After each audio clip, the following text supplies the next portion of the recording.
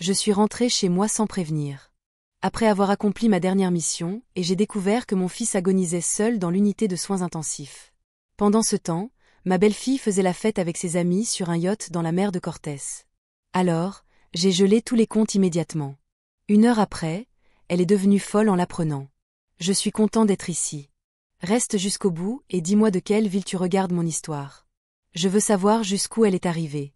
J'ai foulé le sol de l'aéroport international de La Paz juste au moment où le soleil commençait à se montrer avec une lumière dorée qui traversait les baies vitrées du terminal. La vieille valise militaire usée dans les coins reposait à mes pieds comme une compagne de voyage fidèle pendant plus de 40 ans. À mon poignet, la montre de poche de mon père vibrait doucement chaque fois que je bougeais, comme me rappelant la promesse que je me suis faite dans ma jeunesse. Toujours rentrer à la maison. Cette promesse pesait plus que jamais. Maintenant, à mes 61 ans, récemment retraité après ma dernière mission, j'avais livré ma vie entière aux fusiliers marins du Mexique. Depuis les opérations de sauvetage d'otages à Houston, jusqu'à des journées interminables à évacuer des gens pendant ce tremblement de terre dévastateur. Mais aujourd'hui, je voulais seulement être une mère. Impatiente d'embrasser Miguel, mon fils. Après tant d'années, j'ai traîné la valise hors de la zone de bagages avec la même rapidité et précision que toujours. Dehors, le soleil du matin commençait déjà à brûler. J'ai levé la main pour héler un taxi. Je suis montée et j'ai dit au chauffeur. À la rue Las Palmas, numéro 420, s'il vous plaît. J'ai essayé de garder la voix sereine, mais à l'intérieur l'émotion me frappait comme les vagues de la mer proche. J'imaginais Miguel ouvrant la porte avec un sourire radieux, nous asseyant à la table et parlant de tout ce que j'avais perdu. Dans seulement une demi-heure, je serais avec mon fils sur le chemin. La radio jouait des nouvelles de la marine, des reportages que j'écoutais auparavant quotidiennement, maintenant ne signifiaient plus rien pour moi. Hier avait conclu ma dernière mission comme conseillère stratégique pour l'OTAN dans une opération antiterroriste en Amérique du Sud. 40 ans de carrière, depuis freiner la contrebande d'armes à la frontière jusqu'à des nuits blanches dans la jungle. Restés derrière comme des souvenirs lointains. J'ai regardé en silence par la fenêtre. L'océan bleu s'étendait à l'infini. Les vagues brillaient comme voulant me traîner de nouveau à ses jours. Mais mon esprit était seulement avec Miguel et la petite maison où j'avais déposé tant d'illusions. Le taxi a pris la route côtière connue, où les palmiers continuaient de se balancer, comme le jour où je suis partie.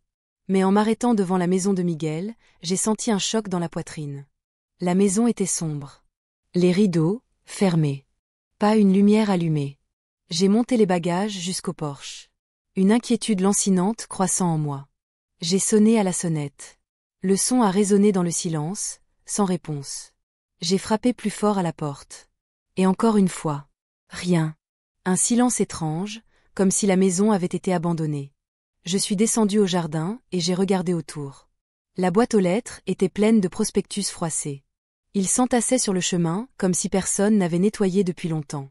Mon cœur s'est emballé. Un sombre pressentiment m'oppressait la poitrine. J'avais envoyé de l'argent ponctuellement à Miguel. Et à Valeria, ma belle-fille, pour faire vivre la famille. Je croyais que tout allait bien, que mon fils vivait sans souci. Mais maintenant, devant cette maison froide, je me demandais ce qui se passait réellement. Juste à ce moment-là, j'ai vu Doña Teresa, la voisine de Miguel, arrosant des fleurs de l'autre côté du trottoir. Elle avait vécu ici. Depuis que j'étais jeune, toujours aimable et racontant des histoires. Sur les enfants du quartier. J'ai crié « Doña Teresa ». Elle a levé la tête, les yeux grands ouverts de surprise. « Valentina. Mon Dieu. Tu es Reveno. » Mais tu n'étais au courant de rien. Je me suis dépêchée de traverser, les jambes presque tremblantes en entendant sa voix. « De quoi? Où est Miguel ?» J'ai demandé, essayant d'éviter que ma voix ne se brise. Doña Teresa a posé l'arrosoir sur le sol, le regard plein de compassion. Miguel est à l'hôpital. San Rafael depuis 2 semaines. L'ambulance est arrivée à minuit. J'ai bien vu le logo sur le véhicule. Elle s'est interrompue et a continué sur un ton plus bas. Et Valeria, mon fils, m'a dit qu'il avait vu une publication de lui sur les réseaux. Il fait la fête. Sur un yacht dans la mer de Cortés. Je suis restée paralysée, comme si le monde s'était effondré sous mes pieds. Miguel à l'hôpital. 2 semaines et Valeria, ma belle-fille, à qui j'ai confié mon fils, fait la fête. Sur un yacht. J'ai senti que le sang cessait de couler dans mes veines, mon cœur battant avec des élancements douloureux. Savez-vous où se trouve l'hôpital San Rafael? J'ai demandé d'une voix rauque. Doña Teresa a acquiescé et m'a indiqué le chemin. Sans plus. Y penser, je suis sortie dans la rue et j'ai levé la main pour arrêter un taxi pour l'hôpital. San Rafael. Le plus vite possible. J'ai dit au chauffeur, presque sur un ton d'ordre. Des dizaines de questions se bousculaient dans mon esprit. Qu'était-il arrivé à mon fils? Pour qu'on ait dû l'emmener d'urgence? Et ma belle-fille? Comment pouvait-elle être en train de célébrer une fête de luxe pendant que mon fils gisait malade? Dans un hôpital? Assise dans le taxi, je sentais mon cœur brûler dans ma poitrine. J'ai serré fort la montre de poche, au point que mes jointures sont devenues blanches. Miguel, mon fils, l'enfant qui courait derrière moi sur la plage, qui m'embrassait à chaque retour de mes longs voyages de travail. Maintenant, il était à l'hôpital. Et moi, la mère qui avait consacré sa vie à protéger le pays. Je ne savais même pas que mon fils avait besoin de moi. Je me blâmais pour ces mois et ces années, en voyant seulement de l'argent, croyant que cela suffisait pour qu'il ait une belle vie. Mais maintenant, je voulais seulement rejoindre Miguel, le voir, savoir qu'il était vivant, qu'il allait bien. Le taxi s'est arrêté devant l'entrée de l'hôpital San Rafael et le soleil de midi m'a aveuglé. J'ai payé le chauffeur, j'ai traîné ma valise par l'entrée et j'ai essayé de maîtriser ma respiration pour ne pas céder à la panique qui menaçait de me submerger. Le vestibule était bondé, avec des voix, des pas et le haut-parleur appelant les patients. Comme une musique chaotique. Je suis allée directement au comptoir d'accueil où une jeune infirmière vérifiait des dossiers. Je cherche Miguel Pérez. J'ai dit d'une voix sèche, comme si chaque mot me demandait un effort énorme. L'infirmière a levé les yeux, m'a regardé un instant, puis a feuilleté rapidement quelques papiers. Il est aux soins intensifs. 5e étage, chambre 512. A répondu d'un ton mécanique, comme si c'était un simple avis de routine. Je n'ai pas eu le temps de la remercier et je me suis précipitée vers l'ascenseur. S'il vous plaît, retenez la porte. J'ai demandé en voyant qu'elle allait se refermer. Un homme d'âge moyen a tendu la main pour l'arrêter et a attendu que j'entre dans l'étroite cabine. L'odeur pénétrante de désinfectant m'a frappée et j'ai dû me retenir de vomir. Quand les portes se sont ouvertes au 5e étage, le couloir des soins intensifs s'étendait, froid et silencieux, seulement interrompu par le bip constant des appareils médicaux. J'ai marché rapidement, mes vieilles bottes militaires résonnant avec un bruit sec sur le sol carrelé. La porte de la chambre 512 était entr'ouverte et une lumière blanche se filtrait de l'intérieur, me faisant hésiter un instant. Je l'ai poussée lentement, comme si je craignais de briser quelque chose de fragile. Miguel était là, dans le lit blanc, entouré de tubes et de machines. Ses yeux fermés, le visage pâle, si maigre que je l'ai à peine reconnu. Le respirateur ajusté à sa bouche. Chaque respiration si faible que je retenais la mienne pour l'écouter. J'ai senti mon cœur oppressé. Ce n'était pas mon Miguel. Ce n'était pas l'enfant qui courait derrière moi sur la plage.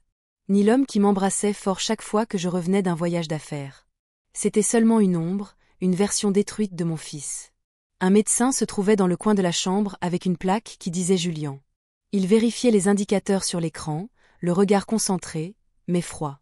Il s'est tourné vers moi et a demandé « Êtes-vous de la famille du patient ?» J'ai acquiescé, la voix entrecoupée.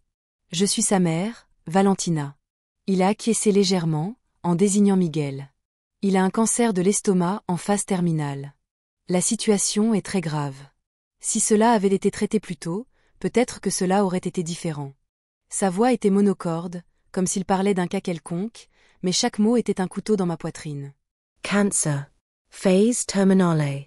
J'ai répété d'une voix tremblante, sans croire ce que j'entendais. 1 heure avant, je m'étais imaginé l'embrasser, l'écouter me raconter comment s'étaient passés ces jours sans moi. Je pensais que je le verrais sain, souriant. Pas ainsi, piégé entre des machines inertes. Comment est-ce arrivé? Pourquoi personne ne m'a prévenu? J'ai demandé, presque en suppliant. Le docteur Julian a fait non de la tête avec un éclair de compassion. Personne n'est venu le voir depuis son admission. Nous avons essayé de contacter sa famille, mais cela n'a pas été possible. Personne n'est venu le voir. Cette phrase m'a frappé en plein cœur. Valeria, ma belle-fille, en qui j'avais confiance pour prendre soin de Miguel. Où était-elle? J'ai enregistré les paroles de Doña Teresa. La publication sur les réseaux sociaux. Le yacht. Les fêtes. La rage m'a brûlé, mais a été noyée par la douleur. Je me suis approchée du lit et j'ai pris sa main froide. Sa peau était fine comme du papier, avec des veines bleues apparentes. Miguel, je suis maman. J'ai murmuré en retenant mes larmes. Je suis déjà là, mon fils. Soudain, ses lèvres ont bougé, ses paupières ont tremblé et il a ouvert les yeux. Ils étaient nuageux, mais avec un éclat familier. Mamma na murmuré si feibolment. Que j'ai dû me pencher pour l'entendre. Maman, je t'aime. Avant qu'il ne termine, la machine de rythme cardiaque a émis. Un bip long et aigu coupant l'air. Je me suis accrochée à sa main. Miguel. Non, mon fils. J'ai crié, mais le docteur Julien m'a écarté. Appelant les infirmières. Sortez. Laissez-nous travailler. Il a ordonné fermement. Ils m'ont fait sortir dans le couloir. J'ai regardé par la fenêtre. Tandis que les infirmières couraient. Des machines sonnaient. Des voix urgentes. Tout se mélangeait. Je me couvrais le visage, pleurant sans contrôle. S'il te plaît, ne l'emmène pas, répétais-je. Comme si cela pouvait le retenir. Mais quelques minutes après, le docteur Julien est sorti. Il a enlevé ses gants et a fait non de la tête. Je suis vraiment désolé, a-t-il dit d'une voix grave. Nous avons fait tout notre possible. J'ai senti que je me vidais de l'intérieur. Mes jambes ont cédé. Et je suis sorti en titubant de l'USI sans oser regarder. Le drap blanc qui couvrait son visage. Miguel était parti. Juste au moment où il revenait. Je n'ai pas réussi à lui dire combien je l'aimais. Ni que je regrettais de l'avoir laissé seul. Je suis resté dans le couloir, sous une lumière froide et blanche, ressentant un vide immense, comme si le monde entier s'était effondré. J'ai sorti le téléphone avec les mains tremblantes et j'ai composé le numéro de Valeria. De l'autre côté, on entendait de la musique forte, des rires et des voix, comme si elle était en pleine fête. « Qu'est-ce qui se passe ?» a répondu Valeria d'un ton sec, sans le moindre intérêt. J'ai respiré profondément, essayant de garder la voix ferme. Miguel est mort. Il y a eu quelques secondes de silence et ensuite elle a répondu. Comme si elle parlait du temps. Ah bon? Je suis occupée. On se reparle plus tard. L'appel a été coupé. Je suis restée sans bouger. Le téléphone a glissé de ma main et est tombé par terre. Valeria n'a rien demandé du tout. Elle n'a montré aucune tristesse. Elle était en fête pendant que mon fils venait de rendre son dernier souffle. Je me suis retournée et j'ai marché vers la sortie de l'hôpital. Dehors, le soleil continuait de briller, mais je ne ressentais que le froid. Un froid qui me transperçait jusqu'aux os. J'avais perdu Miguel et maintenant je savais que j'avais aussi perdu la foi en la seule personne que j'ai jamais appelée famille. Valeria, que je croyais qui prendrait soin de mon fiston, nous avait trahis de la manière la plus cruelle. Je suis sortie par la porte de l'hôpital sans Raphaël. La lumière de midi m'a frappé en plein visage, mais la seule chose que j'ai ressentie a été un vide glacé à l'intérieur. Mes jambes pesaient comme si chaque pas était un effort pour ne pas m'écrouler. Je ne me souviens pas combien de temps j'ai marché, seulement que je devais arriver au bureau administratif pour faire la démarche de l'acte de décès de Miguel. Le mot décès résonnait dans ma tête comme un coup de marteau, détruisant tout espoir qui pouvait rester. Mon fils, l'enfant que j'ai élevé et aimé de tout mon cœur. Maintenant, il n'était plus qu'un papier, un sceau, un nom dans un fichier de l'hôpital, dans le bureau administratif. Une jeune infirmière avec les cheveux ramassés en une queue de cheval haute, m'a remis un sac en plastique transparent. Ce sont les affaires de Monsieur Pérez, a-t-elle dit d'une voix douce, mais pressée par la routine d'une journée de travail. J'ai pris le sac avec les mains tremblantes et j'ai regardé à travers le plastique. À l'intérieur se trouvait la montre de Miguel, le portefeuille en cuir usé que je lui ai offert pour son 20e anniversaire et son téléphone à l'écran rayé. J'ai ouvert le portefeuille en cherchant quelque chose qui lui appartienne, une trace de la vie qu'il avait vécue, mais il était vide. Il ne restait que ses documents et une vieille photo au coin froissé sur l'image. Miguel et moi étions sur la plage. Il était à peine un enfant, avec un sourire radieux et un cerf-volant rouge à la main. J'ai serré la photo contre moi, comme si en la lâchant les souvenirs de mon fils s'évanouissaient. J'ai aussi demandé au médecin de me remettre tout l'historique clinique de Miguel. Un autre docteur. Non. Le docteur Julien est entré avec un gros dossier à la main. Voici tout l'historique. A-t-il dit, laissant la pile de papier sur la table. Je suis passé à travers les pages, les dates d'entrée, les analyses et le diagnostic final. Cancer gastrique en phase terminale avec métastase. Je me suis arrêté. La vue s'étrouble en lisant cette ligne. Le médecin à mes côtés a baissé la voix. Si on l'avait amené quelques mois plus tôt, peut-être aurait-il vécu 1 an ou 2 de plus. Mais quand il est entré, son état était déjà trop grave. J'ai acquiescé sans pouvoir parler, sentant ma poitrine se serrer depuis 1 ou 2 ans. Si j'avais été à la maison, je me serais plus intéressée à lui. Si je n'avais pas laissé Valeria s'occuper de tout, Miguel aurait une opportunité. Qui est la personne de contact principale? Ai-je demandé d'une voix rauque à l'infirmière de garde qui était proche. Elle a vérifié son carnet et a répondu, Valeria Lopez. Nous avons appelé plusieurs fois, envoyé des messages, mais nous n'avons pas pu la contacter. Je suis restée glacée, comme si on m'avait giflé. Valeria, celle à qui j'envoyais de l'argent chaque mois, en qui je faisais confiance pour prendre soin de Miguel. Elle n'est pas apparue. Non seulement elle avait abandonné mon fils, mais elle n'a même pas répondu à l'hôpital lorsqu'ils ont essayé de communiquer. J'ai fermé les poings, enfonçant mes ongles dans la paume jusqu'à sentir une brûlure. À ce moment, le téléphone de Miguel a vibré dans un sac plastique. L'écran s'est illuminé avec le nom Valeria. Je suis restée à regarder ce nom, le cœur battant à 1000 à l'heure. Une partie de moi voulait répondre, lui crier, lui demander comment elle pouvait être si cruelle. Mais je ne l'ai pas fait. Je ne pouvais pas affronter sa voix froide. Pas après tout ce qui s'était passé. J'ai laissé le téléphone sonner jusqu'à ce que l'écran s'éteigne. Ensuite, j'ai rangé le sac dans mon sac à main et je suis sortie du bureau administratif. Je suis allée à la morgue où ils avaient emmené Miguel pour le préparer pour les funérailles. L'employé m'a remis un document à signer pour le transférer à la maison funéraire militaire. J'ai pris le stylo, mais ma main tremblait tellement que ma signature est devenue des gribouillis. « Est-ce que c'est bon ?» a demandé l'homme, me regardant avec inquiétude. J'ai acquiescé, mais je savais que non. Comment cela pourrait-il l'être si je venais de perdre mon unique fils? J'ai fini de signer. Je me suis levée et je suis sortie de la morgue, sentant chaque pas traîner comme une pierre énorme. En sortant de l'hôpital, j'ai enfin laissé couler les larmes. Je suis restée debout près du trottoir, le soleil me brûlant les épaules. Mais je ne ressentais rien d'autre que la douleur. Douleur pour Miguel pour avoir supporté seul ces derniers jours sans sa mère à ses côtés, sans personne pour lui prendre la main. Je me blâmais pour les années passées absorbées par le travail, dans mes missions à travers le monde. Je pensais qu'envoyer de l'argent suffisait. Que Valeria prendrait soin de lui. Mais je me suis trompée. La plus grande erreur de ma vie a été de laisser mon fils entre les mains d'une personne comme elle. Au milieu de la douleur et des remords, l'image de Valeria est revenue. Nette et cruelle. Je me suis souvenue de sa voix tranchante au téléphone, de la musique forte, des rires sur un yacht. Elle a dépensé mon argent, celui que j'envoyais pour prendre soin de Miguel, en luxe tandis que mon fils luttait contre la mort. Non seulement elle l'a abandonné, mais elle a été indifférente en apprenant sa mort. Cette cruauté était comme un couteau aiguisé, me coupant de l'intérieur, me remplissant de douleur et de rage. Je voulais crier. L'affronter. Lui demander pourquoi elle a traité Miguel ainsi, mais je savais que ce n'était pas encore le moment. Je devais garder mon calme et faire de mon mieux pour mon fils, même s'il n'était plus là. J'ai sorti le téléphone et j'ai composé le numéro du lieutenant-colonel Javier Ortega, un vieil ami de l'armée qui travaillait maintenant à l'agence d'administration financière militaire. Javier, j'ai besoin de te voir aujourd'hui même, dis-je avec fermeté, bien que les larmes continuent de couler sur mes joues. Valentina, qu'est-ce qui se passe? Ça va? A demandé avec inquiétude. Je te raconterai quand nous nous verrons. S'il te plaît, obtiens-moi un rendez-vous au plus vite. Javier a accepté immédiatement et m'a dit d'aller à son bureau en fin d'après-midi. J'ai raccroché en sentant que je venais de trouver un petit point d'appui au milieu de la tempête qui m'enveloppait. J'ai pris un taxi et je suis retournée à la maison de Miguel, au numéro 420 de la rue Las Palmas.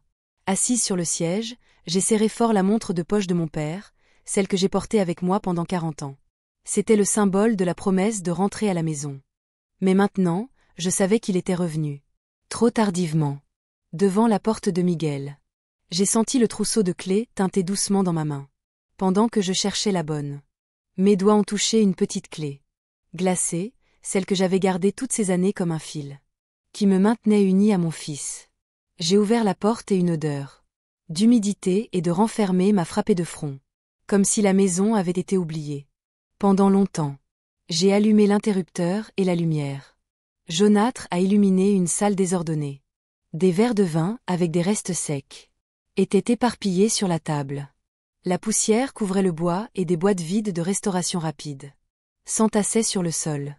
Je suis restée immobile en regardant autour. Cela avait été le foyer de Miguel. L'endroit où je croyais que mon fils vivait. Heureux avec Valeria. Mais maintenant, ce n'était plus qu'un chaos. Comme mon cœur à ce moment-là. J'ai traîné. La valise, je l'ai laissé à côté du vieux canapé et j'ai marché vers le bureau de Miguel.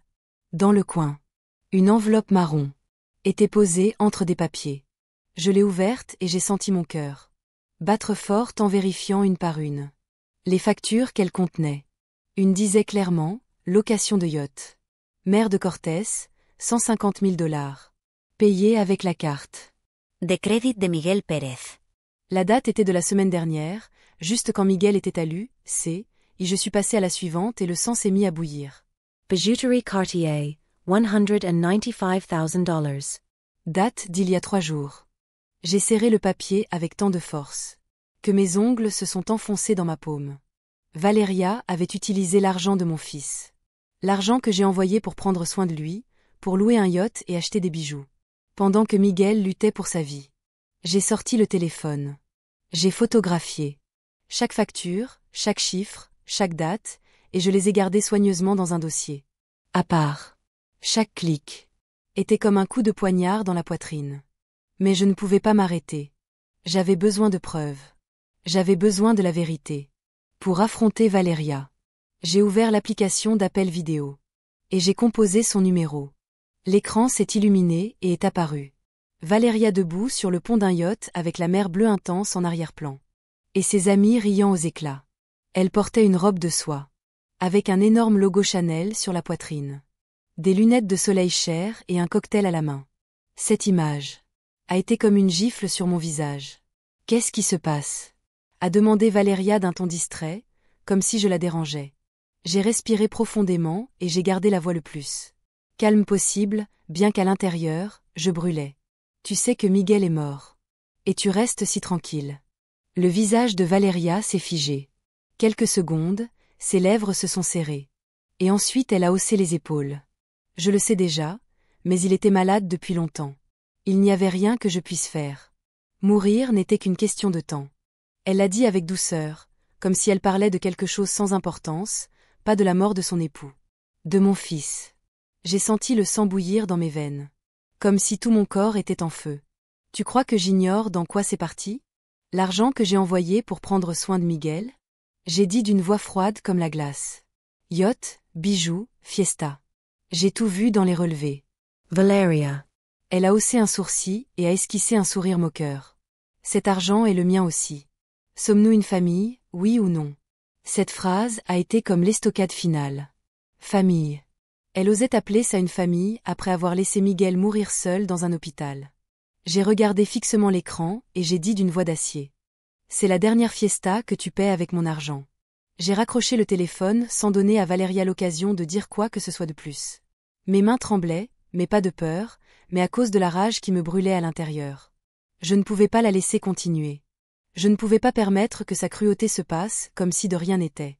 J'ai composé le numéro du lieutenant-colonel Javier Ortega, un vieil ami de l'armée qui travaillait maintenant à l'agence d'administration financière militaire. Javier, j'ai besoin de ton aide. J'ai dit dès que Javier a répondu. Ça va ? Qu'est-ce qui se passe ? Sa voix semblait inquiète, mais je n'avais pas le temps de tout lui expliquer. Je vais à ton bureau tout de suite. S'il te plaît, et les documents prêts. 1 heure plus tard, j'étais déjà assise dans le bureau de Javier.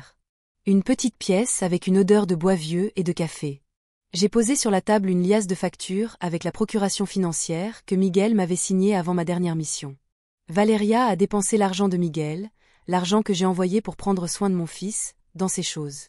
J'ai dit en poussant les documents vers Javier. Il les a vérifiés feuille par feuille, en fronçant les sourcils. Qu'est-ce que tu veux que je fasse ? A-t-il demandé. Gèle le compte de Miguel immédiatement. Annule toutes les cartes de crédit liées et transfère le solde restant sur mon compte. Javier a acquiescé sans poser plus de questions. Il me connaissait. Il savait comment j'agissais quand les choses allaient trop loin. En à peine 20 minutes. Il a terminé toutes les démarches. Prêt ? A-t-il dit en me remettant un reçu. Le compte est bloqué. Les cartes de crédit annulées et le solde transféré à ton nom. J'ai acquiescé en sentant que j'enlevais un poids de dessus, même si la douleur était toujours là, aiguë et constante. En sortant du bureau, le téléphone a commencé à vibrer sans arrêt. Valéria appelait encore et encore.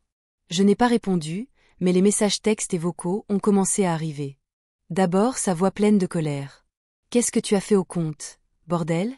Crois-tu avoir le droit de me ruiner ainsi la vie ?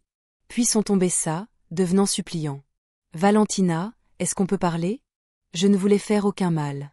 J'avais seulement besoin de cet argent pour m'en sortir. S'il te plaît, réouvre ce compte. Réouvre-le. Je suis vraiment désolée. J'ai écouté chaque message, chaque mot prononcé. Mais je n'y ai pas senti une once de compassion. Valeria n'a pas demandé pardon. Pour avoir abandonné Miguel, non. Ni même mentionné mon fils. Elle ne pensait qu'à elle. J'ai serré dans ma main la montre de gousset de mon père. Le métal glacé me rappelait que je devais rester forte. Je suis sortie dans la rue. Le soleil paisible restait toujours aussi brillant. Mais à l'intérieur de moi, c'était la tempête. Je suis retournée chez Miguel, décidée à trouver davantage de preuves. N'importe quoi qui puisse démasquer. Valeria. Dans mon esprit, je revoyais Miguel. Dans son lit d'hôpital. Sa main froide et j'écoutais sa voix faible. Maman, je t'aime. Je ne pouvais pas permettre qu'il s'en aille ainsi en vain. Valeria devait payer. Pour l'argent, mais aussi pour la cruauté. Qui a volé mon fils. Ces derniers jours précieux. Il aurait pu vivre un peu plus longtemps. J'aurais pu l'embrasser encore, l'écouter. Me parler d'une voix plus forte, ne pas avoir à recevoir son corps. Le jour même où je sortais du service, alors que j'avais encore le cœur plein d'espoir. J'ai poussé la porte et je suis entrée dans la maison de Miguel, qui n'était plus qu'une froide coquille. De ce qu'elle avait été autrefois. J'ai posé le sac plastique avec les affaires de mon fils. Sur la table de la salle à manger. La faible lumière illuminait sa montre-bracelet et son vieux portefeuille en cuir, me rappelant cette cruelle réalité. Miguel n'était plus là, plus jamais. J'ai bougé une chaise, je me suis assise et j'ai ouvert le vieil ordinateur portable militaire que j'avais gardé avec moi. Pendant toutes ces années de service. L'écran s'est allumé, projetant une lumière bleue et froide sur mon visage. J'ai respiré profondément, essayant d'empêcher mon esprit de sombrer. Dans la douleur qui me hurlait à l'intérieur. Ce n'était pas le moment de flancher. J'avais besoin d'agir vite. J'avais besoin de protéger ce qui restait de mon fils, Miguel. Je suis entrée dans le compte bancaire militaire. Grâce à l'autorisation financière d'urgence que Miguel m'avait signée. Avant mon départ pour ma dernière mission. Sur l'écran est apparue la confirmation de l'ordre de blocage du compte. Envoyé par Javier Ortega.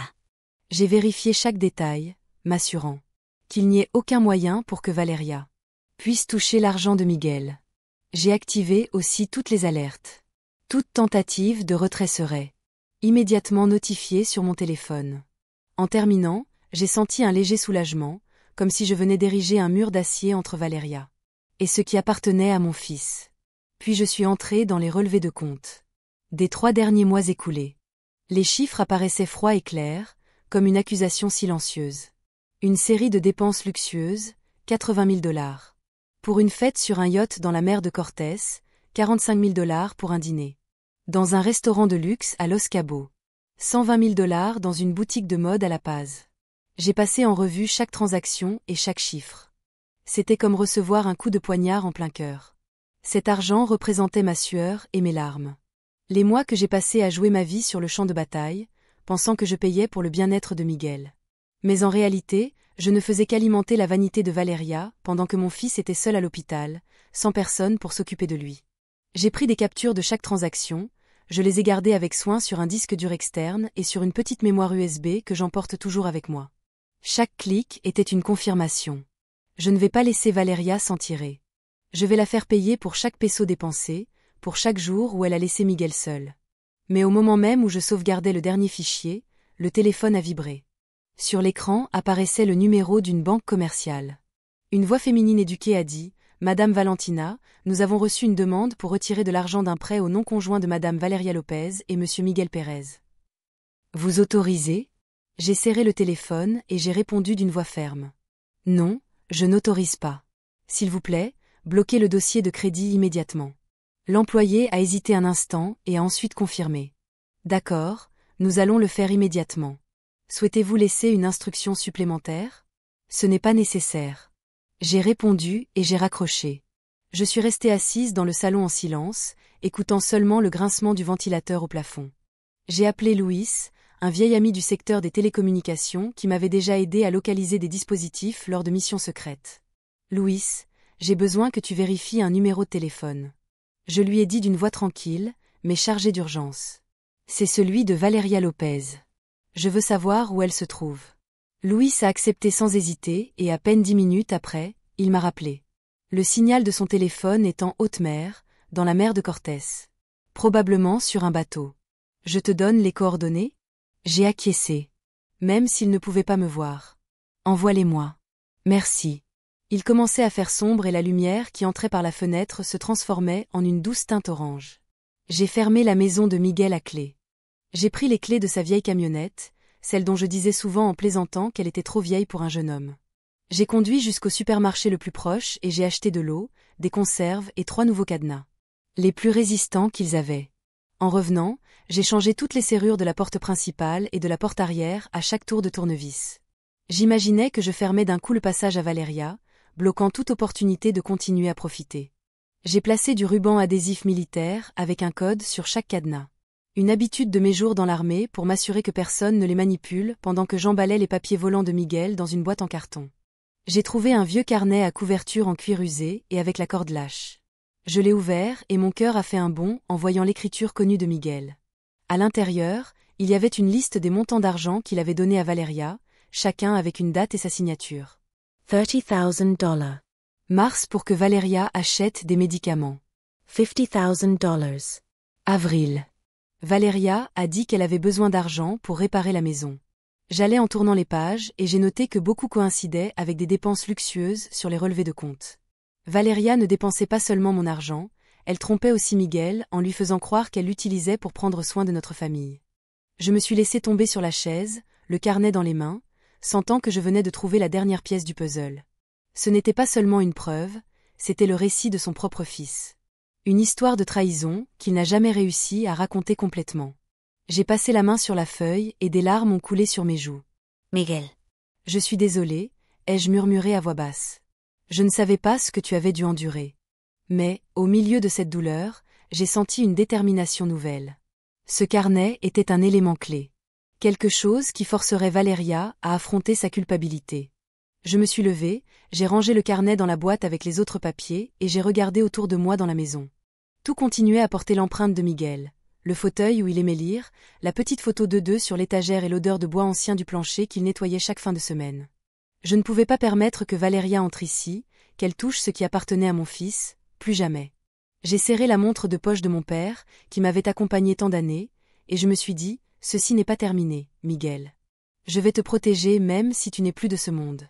Le lendemain matin, j'ai emmené la boîte avec tous les papiers à l'ancienne base navale, où on me permettait encore d'utiliser un petit bureau. Après ma retraite. Le bureau était simple, avec un bureau en bois ancien, quelques chaises métalliques et l'odeur de la mer s'infiltrant par la fenêtre. J'ai laissé la boîte sur le sol, je l'ai ouverte et j'ai commencé à mettre chaque document sur la table. Facture, relevé de compte. Les carnets de Miguel. Chaque papier était une pièce de la vérité et je savais que je devais les ordonner avec soin pour démasquer Valeria. Je me suis assise, j'ai respiré profondément et j'ai contenu la douleur qui montait dans ma poitrine.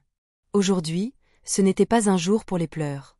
Aujourd'hui, j'avais besoin de la précision d'une lieutenant-colonel d'infanterie de marine, pas du cœur brisé d'une mère.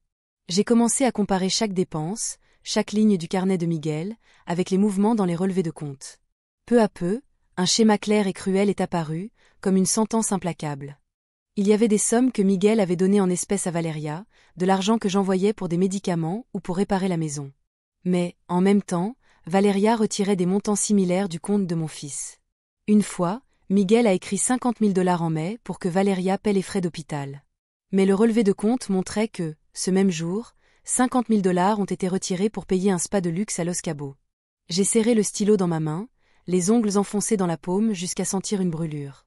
Valeria n'a pas seulement pris mon argent, elle a aussi trompé Miguel en lui faisant croire qu'elle prenait soin de la famille pendant qu'elle n'alimentait que sa propre vie de luxe. En particulier, j'ai trouvé une série de transactions importantes effectuées juste après que Miguel a été hospitalisé. Une facture a attiré mon attention. $100,000 pour organiser la fête d'anniversaire d'une amie de Valeria avec la note. Fête en yacht. Inclus DJ et bar ouvert. La date coïncidait avec le jour où Miguel a été admis aux soins intensifs. Je suis restée à regarder ce nombre, sentant que le sang me bouillait pendant que mon fils était là, faible, luttant pour chaque respiration. Valeria était en fête, riant et dépensant comme si de rien n'était. La douleur et la rage se mélangeaient, me donnant envie de crier, mais je me suis retenue. J'avais besoin de preuves, j'avais besoin que tout soit parfait pour qu'elle ne puisse pas le nier facilement. J'ai pris le scanner militaire du coin de la pièce et j'ai scanné chaque feuille, facture, relevé de compte et même les notes écrites à la main de Miguel dans son cahier. J'en ai gardé 3 copies. Une sur le disque interne de la base, une autre sur un disque externe et une autre sur un service de stockage dans le nuage chiffré que j'utilisais pour des documents classifiés. Chaque fois que j'appuyais sur le bouton de sauvegarde, je sentais que je posais une autre brique dans le mur de justice pour Miguel. Quand j'ai terminé, je me suis retournée vers le téléphone de mon fils, qui était encore dans le sac en plastique de l'hôpital. Le dossier de messages avait été effacé, mais je n'ai pas abandonné. J'ai ouvert d'autres applications de messagerie et, heureusement, j'ai réussi à récupérer quelques conversations dans un groupe de discussion. Valéria a envoyé la photo d'un sac Louis Vuitton à côté d'un message. Je viens de m'acheter celle-ci avec l'argent de Miguel. Ce type ne vivra pas beaucoup plus longtemps. Tant pis. Je l'ai lu maintes et maintes fois et chaque mot était comme un couteau dans le cœur. Non seulement Valéria était en train de l'exploiter, mais elle voyait la mort de mon fils comme une opportunité. J'ai continué à vérifier le courrier de Miguel, en utilisant le mot de passe qu'il utilisait dans nos comptes partagés. Heureusement, j'ai pu entrer dans le dossier des éléments envoyés. J'ai trouvé un courriel de réservation pour une croisière envoyé depuis le compte de Miguel à une entreprise d'événements. La note m'a laissé glacer. Utilise la carte de Valentina. Elle ne sortira pas de la base pendant longtemps. Et si elle revient, elle devra prévenir. Je me suis laissé tomber sur la chaise, la tête entre les mains. Valéria non seulement lui prenait de l'argent, mais elle planifiait tout en sachant que j'étais loin et que je ne pouvais rien superviser. Elle avait profité de mon absence et de la confiance de Miguel pour se monter une vie de luxe sur la douleur de mon fils. Ce midi-là, j'ai apporté toute l'information au bureau de Javier Ortega. « Valentina, qu'as-tu obtenu ?» Il me l'a demandé avec sérieux. J'ai posé la boîte sur la table et j'ai sorti les documents et les disques. Ici, il y a tout. Facture, relevé de compte, message, courriel. Valéria a retiré de l'argent du compte de Miguel pour le dépenser. Même quand il était à l'hôpital. Javier a vérifié quelques papiers et a acquiescé. C'est suffisamment illégal pour être utilisé comme preuve financière. Tu veux aller plus loin ? J'ai acquiescé d'une voix ferme. Je veux qu'elle paie, Javier, non seulement pour l'argent, mais pour ce qu'elle a fait à Miguel. Il a mis une main sur mon épaule avec un regard plein d'empathie. Je vais te guider pour présenter cela au tribunal, mais tu vas avoir besoin d'un bon avocat avant de sortir de la base. J'ai appelé Armando Ruiz, un avocat que Javier m'a recommandé, spécialiste des cas d'abus financiers familial. Madame Valentina. Puis-je la rencontrer demain matin ? A dit Armando par téléphone d'une voix grave et sûre. Apportez toutes les preuves. Nous les vérifierons avec soin. J'ai accepté, sentant qu'enfin je trouvais un allié dans cette lutte. Merci, j'ai répondu et j'ai raccroché. Je me sentais un peu plus légère, mais la douleur restait là, clouée. Cette nuit-là, je suis retournée chez Miguel. J'ai fermé à clé. Le vent de la mer frappait fort sur la fenêtre, apportant le son des vagues. Mais à l'intérieur de moi, il y avait un silence tranchant. Je me suis assise dans le salon. J'ai mis tous les documents scellés sur la table. À côté, il y avait la montre de poche de mon père, avec la lumière de la lampe se reflétant sur son cristal usé. Je l'ai caressé doucement et j'ai murmuré, « Miguel. Maman ne laissera pas ta mort être vaine. » Dans mon esprit, chaque prochaine étape était claire. Valéria s'est trompée en pensant que je la laisserais tranquille. J'étais prête, non seulement par justice, mais par l'amour pour mon fils, quelque chose que personne, ni même elle, ne pouvait m'enlever. Tôt le matin, j'ai marché vers le centre de La Paz, où le bureau d'Armando Ruiz se trouvait discrètement, entre des bâtiments bas. L'air frais du matin contrastait avec le poids dans ma poitrine, qui portait autant la perte de Miguel que la rage envers Valéria. Avec la boîte de dossiers bien tenue sous le bras, j'ai poussé la porte. Le bureau était petit et ordonné, avec une odeur de vieux papier et d'encre sur un bureau en bois. Il y avait là une pile de dossiers bien alignés. Un crayon rouge et une tasse de café fumant. Armando. Un homme d'environ 40 ans. Il s'est levé pour m'accueillir. Il m'a serré la main fermement, avec un regard aigu qui semblait voir à travers ma douleur. « Madame Valentina, veuillez vous asseoir. » dit-il d'une voix grave mais chaleureuse, en me montrant la chaise devant son bureau. J'ai posé la boîte en carton sur la table et j'ai sorti 3 dossiers soigneusement organisés. Relevé de compte bancaire, factures, justificatifs et données du téléphone et des courriels de Miguel. « C'est tout ce que j'ai. » dis-je d'une voix sèche, en essayant de garder mon calme, bien que mon cœur me fasse mal chaque fois que je pensais à mon fils. Armando acquiesça, ouvrit le premier dossier et feuilleta rapidement chaque page. Ses yeux parcouraient les chiffres, les factures et les messages cruels de Valeria. De temps en temps, il s'arrêtait. Il prenait des notes avec un crayon rouge et murmurait. Transaction illegal. Preuve claire d'abandon. Je suis resté là, à l'observer travailler, sentant que je mettais une partie de mon âme entre les mains d'un inconnu. Avec l'espoir qu'il m'aiderait à obtenir justice pour Miguel. Il leva les yeux et remonta ses lunettes. Vous avez la procuration financière. Vous l'avez apportée. J'ai acquiescé et j'ai sorti de mon sac à main l'original avec la signature de Miguel, notarié au bureau légal militaire. Avant que je ne parte pour ma dernière mission. Armando l'examina attentivement et acquiesça avec satisfaction. Bien, c'est la clé pour que nous puissions contrôler ses biens. Il continua de réviser le dossier. Il s'arrêta sur la facture de location du yacht et sur les messages de Valeria, concernant le sac Louis Vuitton. Madame Valentina, j'ai vu beaucoup de cas d'abus financiers, mais celui-ci. Il a secoué la tête avec un éclair d'indignation dans le regard. Elle ne dépense pas seulement de l'argent, elle profite aussi intentionnellement de l'état de son fils. C'est un acte délibéré. Après presque une heure de révision, Armando ferma les dossiers et me regarda droit dans les yeux. Ce cas est suffisamment solide pour être porté devant les tribunaux. Nous allons demander une ordonnance de gel d'urgence des biens et l'administration de l'héritage de Miguel. Avec ce que vous me donnez. Je crois que le juge sera de notre côté. J'ai acquiescé, sentant que je trouvais une lueur d'espoir au milieu de l'obscurité. Elle est sur un yacht dans la mer de Cortés. Ajoutez-je à voix basse, mais ferme. J'ai l'emplacement grâce à un ami. Armando Surat Freudment. Son regard s'était aiguisé. Elle n'imagine pas la rapidité avec laquelle nous allons agir.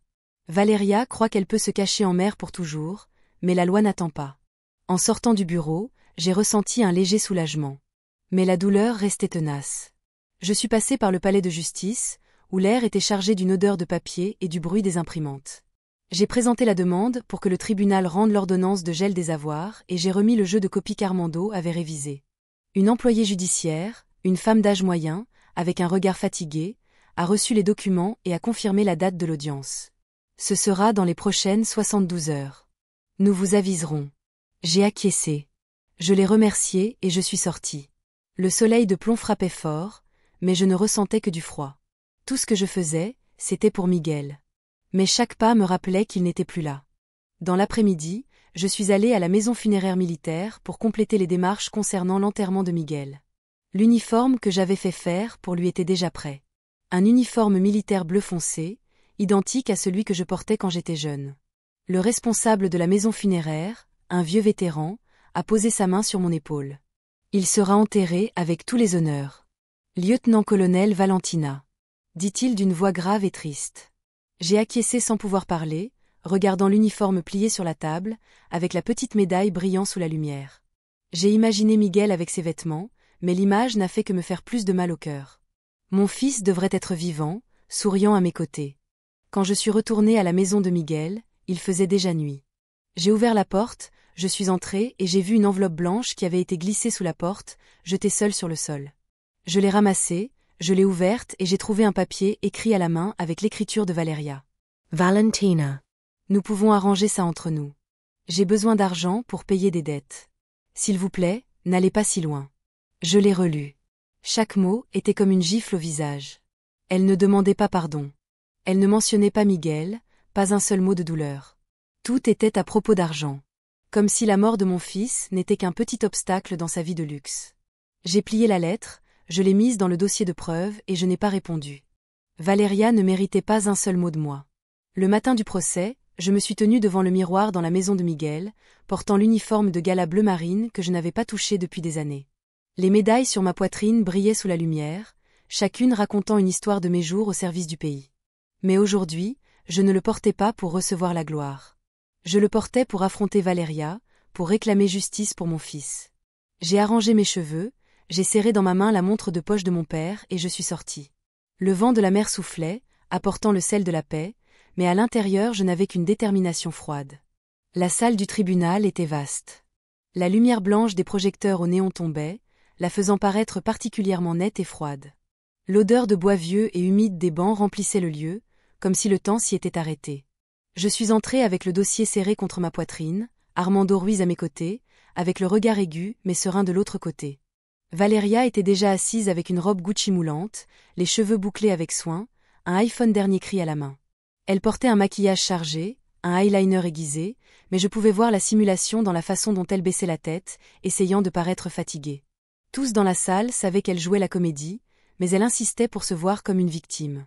Le juge, un homme d'âge moyen, avec un visage sérieux, assis en haut, a demandé aux deux parties de s'exprimer. Armando s'est levé, a placé l'épais dossier sur la table, chaque section organisée comme une accusation parfaite. Votre Seigneurie, nous avons des preuves claires de l'abus financier et de l'abandon des responsabilités familiales de la part de Madame Valeria Lopez envers son mari, Monsieur Miguel Pérez. Elle a commencé d'une voix ferme. Elle a commencé à montrer sur le grand écran des relevés de compte avec des dépenses de luxe, des yachts, des restaurants exclusifs, des bijoux coûteux. Puis des factures dupliquées qui prouvaient que Valeria retirait de l'argent du compte de Miguel, même quand il lui avait déjà donné de l'argent liquide. Finalement, elle a projeté des photos de réseaux sociaux de Valeria souriant sur un yacht, levant un verre de cocktail pendant que Miguel était aux soins intensifs, à seulement quelques miles. Je suis restée assise à regarder chaque image, chacune comme un couteau dans le cœur. Je me suis rappelé la voix faible de Miguel. « Maman, je t'aime. » Et puis le long bip du moniteur de rythme cardiaque. Valeria n'a pas seulement pris l'argent, elle a aussi pris les derniers jours de la vie de mon fils. Des jours qu'il aurait pu vivre. S'il avait reçu l'attention adéquate. J'ai fermé le poing, mes ongles s'enfonçant dans la paume, me retenant pour ne pas pleurer dans la salle. L'avocat de Valeria, un jeune homme avec un costume brillant, s'est levé pour répondre. Votre Seigneurie, ces dépenses sont un droit légal de Madame Lopez en tant qu'épouse de Monsieur Pérez. De plus, la maladie de Monsieur Pérez était irréversible. On ne peut tenir ma cliente pour responsable. Sa voix était fluide. Mais j'ai vu comment Valeria évitait mon regard pendant qu'il parlait. Elle savait la vérité, et je savais qu'elle ne pourrait pas la nier longtemps. Armando a demandé à faire venir un témoin et le docteur Julian, qui avait traité Miguel, est entré. Il s'est placé devant le tribunal avec une voix grave mais claire. Si M. Pérez avait été admis plus tôt et avait reçu l'attention adéquate, il aurait pu vivre entre 1 et 2 ans de plus. Mais personne ne nous a contactés. Personne ne lui a rendu visite pendant les 2 semaines qu'il a passées aux soins intensifs. La salle est restée silencieuse et j'ai vu Valeria baisser la tête en serrant l'iPhone, comme si elle voulait cacher sa honte. Le juge m'a regardé en m'indiquant de parler. Je me suis levée, l'uniforme militaire pesant sur mes épaules, mais me donnant de la force. J'ai regardé Valeria directement, puis le juge, avec la voix tremblante mais ferme. J'étais absente pour protéger le pays. J'envoyais de l'argent en faisant confiance au fait que mon fils était pris en charge. Mais personne n'a le droit d'utiliser mon absence pour tuer mon fils. En terminant, la salle est restée silencieuse. On n'entendait que des respirations douces et le son du stylo du secrétaire du tribunal. Valeria a baissé la tête encore plus, mais je n'ai vu aucune trace de regret dans ses yeux. Le juge a acquiescé. Il a révisé le dossier une fois de plus avant de déclarer. Le tribunal ordonne de geler tous les biens de M. Miguel Pérez. L'administration provisoire de l'héritage est confiée à Madame Valentina Pérez. Madame Valeria Lopez a l'interdiction d'accéder aux biens et au logement de M. Pérez jusqu'à nouvel ordre. Le coup du maillet a résonné, sec et ferme, comme un point final à l'enfer que Valeria avait causé. Valeria s'est levée d'un coup, le visage rougi, criant « Tu vas le regretter, Valentina. Tu ne peux pas me faire ça. » Sa voix stridente a rebondi sur les murs, mais les agents judiciaires se sont approchés rapidement, lui demandant de sortir de la salle. Je l'ai vu pendant qu'on l'emmenait.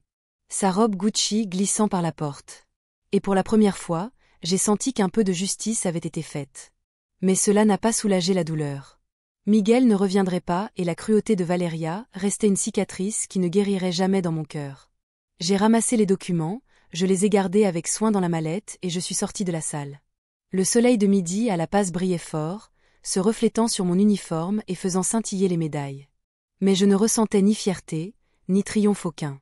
Je ressentais seulement un soulagement silencieux, comme si tout ce que j'avais fait m'avait permis de tenir la promesse que j'avais faite à Miguel, même s'il n'était plus là pour le voir. Quand le procès s'est terminé, j'ai su que je n'avais pas le temps de me reposer ni de laisser la douleur m'envahir. Miguel était parti, mais je devais faire quelque chose pour que son héritage reste vivant, pour que ce qu'il a souffert ne soit pas vain. J'ai conduit directement à la banque en portant la résolution judiciaire au guichet. J'ai terminé les démarches pour obtenir le contrôle total des biens de Miguel auprès de l'employé de la banque. Une femme d'âge moyen, avec un regard aimable, a révisé les documents et m'a dit « Sonora Valentina, tout a été transféré à votre nom. Comment voulez-vous gérer cet argent ?» J'ai respiré profondément, d'une voix ferme. Je veux le diviser en 2 parts. Une partie sur mon compte personnel, l'autre pour créer un fonds. J'ai nommé le fonds Fonds Miguel, une entité sans but lucratif enregistrée au secrétariat du développement social du Mexique cette même semaine. L'idée m'est venue quand j'étais à la morgue en regardant le costume de Miguel, prêt pour les funérailles. Je voulais que le nom de mon fils se convertisse en un symbole d'espoir de vie pour ceux qui luttent contre la maladie que Miguel n'a pas pu surmonter.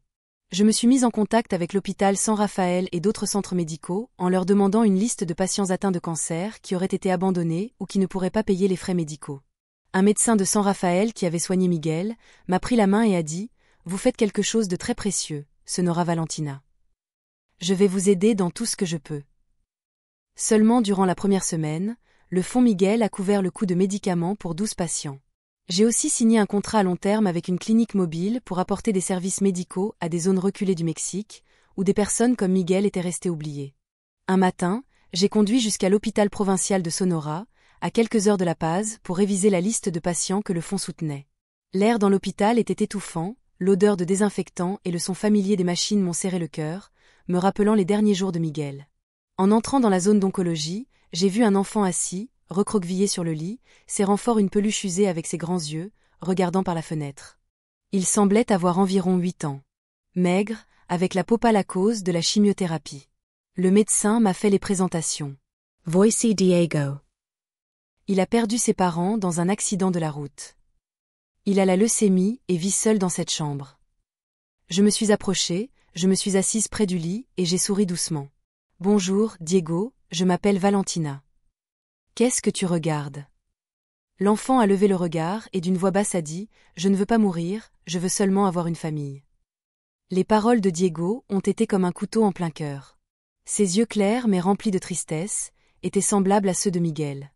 Quand il était petit, quand il me serrait dans ses bras et demandait quand il reviendrait à la maison, j'ai pris sa main si petite et froide et je lui ai dit « Tu n'es pas seul, je suis là. » Le médecin a commenté que Diego avait des chances de se rétablir s'il recevait un traitement continu et des soins adéquats. Sans la moindre hésitation. J'ai décidé d'utiliser le fonds Miguel pour couvrir tous ses frais médicaux et embaucher une infirmière particulière pour qu'elle prenne bien soin de lui. Quelques semaines après, je suis retournée à l'hôpital de Sonora en portant un sac d'oranges fraîches et un livre enfantin que j'ai pensé qu'il aimerait. Diego allait mieux, même s'il avait perdu presque tous ses cheveux à cause de la chimiothérapie. Ses yeux brillaient et pour la première fois je l'ai vu sourire. Un sourire innocent qui m'a réchauffé l'âme. Je me suis assise à côté de lui et je lui ai raconté les jours où je ramais sur la mer de Cortés, sur les grandes vagues et les couchers de soleil enflammés. Diego écoutait attentivement, car sant essa peluche. Señora Valentina. Avez-vous déjà eu peur en mer ? A-t-il demandé avec curiosité. J'ai souri et je lui ai caressé la tête. Bien sûr que oui. Mais j'ai appris que, aussi grandes que soient les vagues, si tu tiens fermement la barre, tu arriveras toujours de l'autre côté. Chaque fois que je lui rendais visite, j'apportais sa nourriture préférée. Flan fait maison, jus de mangue ou des biscuits au chocolat. Je m'asseyais à côté de lui. Je l'aidais à manger cuillère par cuillère, en lui nettoyant la bouche quand il se salissait. Ces moments me faisaient sentir comme si je prenais soin de Miguel à nouveau, comme si on me rendait ce que je n'avais pas pu lui donner avant. Diego a commencé à s'ouvrir davantage, en me racontant son rêve d'être astronaute et de voyager vers Mars. « Je veux voir le monde entier d'en haut », disait-il avec les yeux brillants. J'acquiesçais, les larmes voulant sortir, mais je les gardais et je souriais seulement. « Tu vas y arriver, Diego. Je crois en toi. » Un après-midi, alors que je me préparais pour quitter l'hôpital, Diego m'a pris la main avec un regard hésitant. « Madame Valentina, pouvez-vous être ma grand-mère ?» La question de l'enfant m'a laissé paralysée, comme si le monde entier s'arrêtait à cet instant. J'ai regardé les yeux clairs de Diego. J'ai vu le reflet de Miguel et j'ai senti que mon cœur guérissait un peu. Je me suis approchée, je l'ai serré fort dans mes bras et les larmes ont coulé sur mes joues. Bien sûr que oui, Diego. Je serai ta grand-mère. L'enfant m'a serré fort dans ses bras. La peluche est restée écrasée entre nous et j'ai pu sentir la chaleur qui émanait de son corps fragile. Ce même jour, j'ai commencé les démarches pour l'adoption légale. Je me suis mise en contact avec le département des affaires sociales, j'ai préparé les documents et j'ai organisé une petite chambre dans la maison de Miguel pour Diego. J'ai peint les murs en bleu marine, la couleur que Diego a dit qu'il aimait parce que ça ressemble au ciel. J'ai acheté un lit individuel, une petite table et j'ai mis sa peluche sur l'oreiller.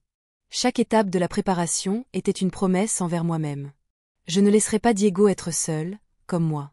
Sans le vouloir, j'ai laissé Miguel. Le fond. Miguel n'était pas seulement l'héritage de mon fils, maintenant, c'était aussi le pont qui me menait à Diego, un enfant qui a apporté de la lumière à mes jours les plus sombres.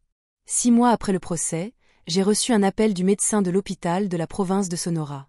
Madame Valentina, j'ai de bonnes nouvelles. A-t-il dit avec enthousiasme de l'autre côté du fil. Diego a bien répondu au traitement. Les dernières analyses montrent qu'il n'y a plus de cellules cancéreuses. Je suis restée immobile dans la cuisine, tenant le téléphone fermement pendant que les larmes coulaient sur mes joues. Diego, l'enfant que j'avais rencontré dans une froide chambre d'hôpital, avait maintenant une chance de vivre. Merci, docteur. J'ai murmuré avec la voix brisée. J'y vais tout de suite. Je me suis dépêchée de tout préparer et j'ai emporté avec moi un petit sac cadeau. Un bonnet de laine bleue que j'avais tricoté pour Diego en espérant qu'il aimerait. Le jour où Diego est sorti de l'hôpital, j'ai conduit la vieille camionnette de Miguel jusqu'à Sonora. L'enfant était à l'entrée, mince, mais avec les yeux brillants serrant sa peluche usée. En me voyant, il a couru vers moi avec un sourire radieux comme le soleil. « Grand-mère » a-t-il crié en se jetant dans mes bras. Je l'ai serré fort dans mes bras, sentant la chaleur de son petit corps et à ce moment-là, j'ai vu l'ombre de Miguel. « Allons-y, mon petit-fils » lui ai-je dit en lui caressant la tête. « Rentrons à la maison. » Nous sommes montés dans la camionnette. Le son de la mer de Cortés arrivait de loin, et l'odeur salée et familière entrait par la fenêtre. La maison de Miguel s'était maintenant transformée en le foyer des deux. Le premier dîner à la maison fut simple, mais chaleureux. J'ai cuisiné des tacos, le plat préféré de Diego, avec de la viande hachée et de la sauce tomate faite maison. Diego posa avec soin sa peluche à côté du porte-photo de Miguel sur l'étagère. Puis il m'a regardé timidement et a demandé « Crois-tu que l'oncle Miguel m'aurait aimé ?» J'ai souri et j'ai posé ma main sur son épaule. « Bien sûr que oui, Diego. L'oncle Miguel serait très fier de toi. » L'enfant acquiesça. Ses yeux brillèrent et il retourna à la table pour prendre une grande bouchée de son taco, riant quand la sauce lui coula sur le menton. Je lui ai nettoyé la bouche, sentant une joie petite mais réelle, comme si je revivais les jours avec Miguel. Dans les semaines suivantes, j'ai commencé à transformer la maison pour qu'elle soit réellement le foyer de Diego et le mien. J'ai peint le salon couleur sable, un ton chaleureux qui, je pensais, apporterait de la fraîcheur. Sur la terrasse, j'ai planté des bougainvilliers dont les fleurs rouges se balançaient avec la brise marine. Dans le patio arrière, j'ai placé un hamac neuf où Diego aimait s'allonger pour lire ou regarder le coucher du soleil. Les affaires de Miguel. Livres, vêtements, quelques photos. Je les ai gardés soigneusement dans une armoire en bois. Non pas pour les oublier, mais pour protéger intacte la mémoire de mon fils. Chaque fois que j'ouvrais l'armoire, je touchais sa veste préférée et je chuchotais. « Tu es toujours là, n'est-ce pas ?» J'ai continué à diriger le fond, Miguel, en élargissant les activités aux zones montagneuses de Oaxaca et Chiapas. Le fond a aidé des dizaines de patients atteints de cancer à recevoir un traitement précoce. Des personnes qui, je sais, sans cette aide, pourraient avoir eu le même destin que Miguel. Diego s'assoit souvent à côté de moi à la table, faisant ses devoirs ou dessinant. Il m'a dessiné avec un uniforme militaire. Debout à côté de lui, avec la mer de Cortés, bleu intense, derrière.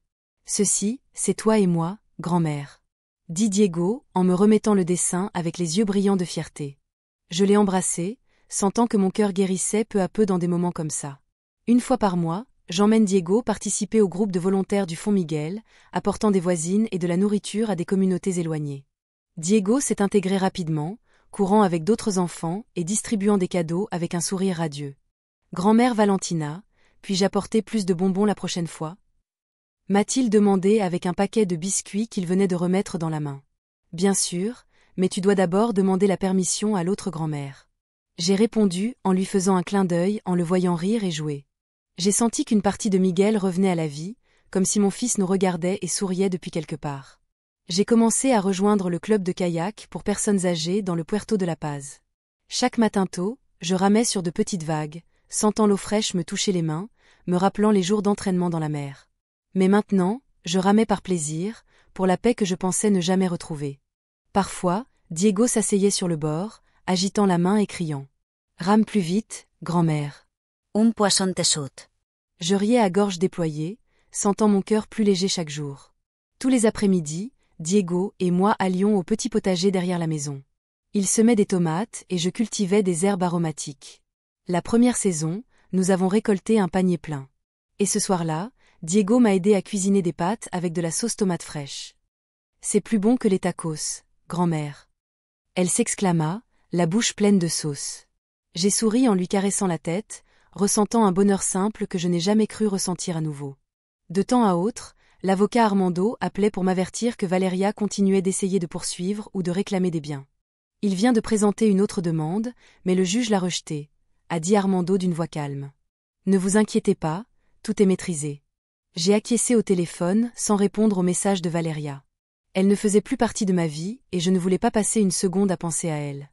Un matin, Diego est arrivé en courant de l'école, un diplôme de meilleur élève à la main et un sourire radieux comme le soleil. Grand-mère Valentina, j'ai eu la meilleure note de la classe, m'a-t-il dit en sautant dans le jardin. J'étais assise sur ma chaise en bois habituelle, tenant la montre de poche de mon père avec la lumière se reflétant sur le verre déjà usé. Très bien Diego, lui ai-je dit en l'embrassant, le voyant courir et rire avec son rire innocent, se mélangeant au son des vagues. Je savais que Miguel était toujours là, dans chaque battement de cette nouvelle vie que je protège. Ce même jour, j'ai accroché une nouvelle photo au mur, juste à côté de celle que j'ai avec Miguel. Diego et moi, au bord de la mer de Cortés, au même endroit où Miguel jouait enfant, j'ai collé une note à côté qui disait « Miguel est toujours avec nous ». Je me suis éloignée. J'ai regardé les deux photos et, pour la première fois depuis de nombreuses années, j'ai senti que j'étais vraiment rentrée à la maison. Pas dans une maison faite seulement de briques et de bois, mais dans un foyer d'amour, d'espoir, celui que Diego et moi construisons ensemble et où Miguel vivra toujours dans nos cœurs. L'histoire que nous racontons est fictive, mais elle s'inspire de certains faits réels. Les noms et les lieux ont été modifiés afin de protéger l'identité de ceux qui ont été impliqués. Nous ne racontons pas cela pour juger, mais dans l'espoir que quelqu'un écoute et s'arrête pour penser combien de mères souffrent en silence à l'intérieur de leur propre maison. Je ressens une réelle curiosité. Si vous étiez à ma place, que feriez-vous? Choisiriez-vous de vous taire pour maintenir la paix? Ou oseriez-vous tout affronter pour récupérer votre voix? Je veux savoir ce que vous pensez, parce que chaque histoire est une bougie qui peut illuminer le chemin d'autrui. Dieu bénit toujours. Et je crois fermement que le courage nous mène vers des jours meilleurs. En attendant, sur l'écran final, je vous laisse 2 des histoires les plus chères de la chaîne. Je vous assure qu'elles vous étonneront. Merci d'être resté jusqu'ici.